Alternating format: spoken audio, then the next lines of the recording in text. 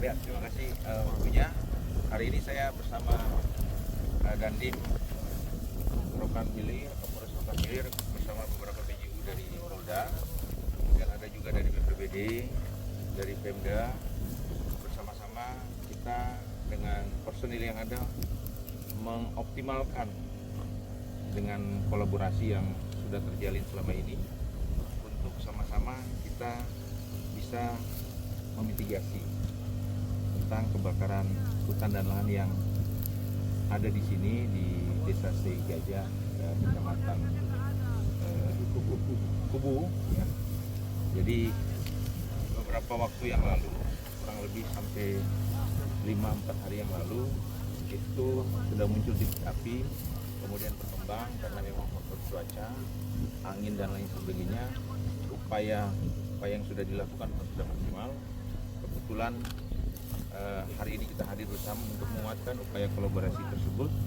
Mudah-mudahan dengan bantuan doa dan dukungan kerja keras dari semua unsur terkait, kita bisa segera menyelesaikan pekerjaan ini, memadamkan api agar tidak melebar ke tempat lain dan menjadi memperburuk citra kita di mata nasional maupun internasional. Jadi hari ini saya kebetulan langsung bersama-sama Kapolres Dandim yang sudah dari kemarin berjibaku, saya datang sini memberikan dukungan moral kepada personil kita yang ada di sini semua.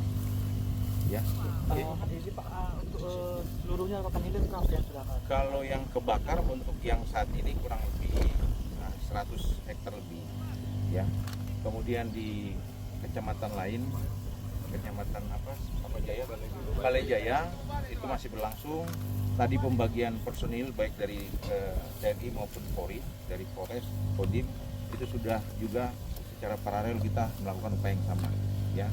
Jadi kesempatan ini saya sampaikan, saya selaku pimpinan Kepolisian Daerah Riau akan melakukan penindakan tegas, melakukan penegakan hukum, ya, termasuk mencari siapa yang pertama kali melakukan pembakaran, titik apinya dari mana.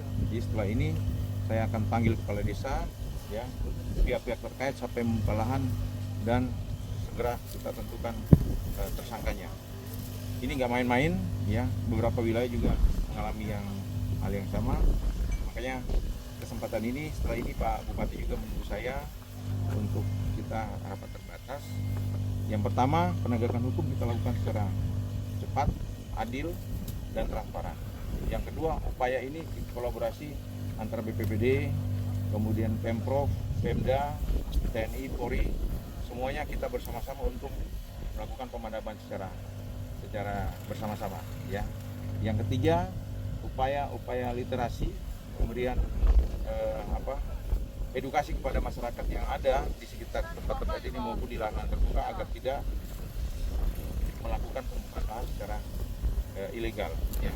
Ilegal artinya membuka dengan cepat, melakukan pembakaran dan lain sebagainya. Ya.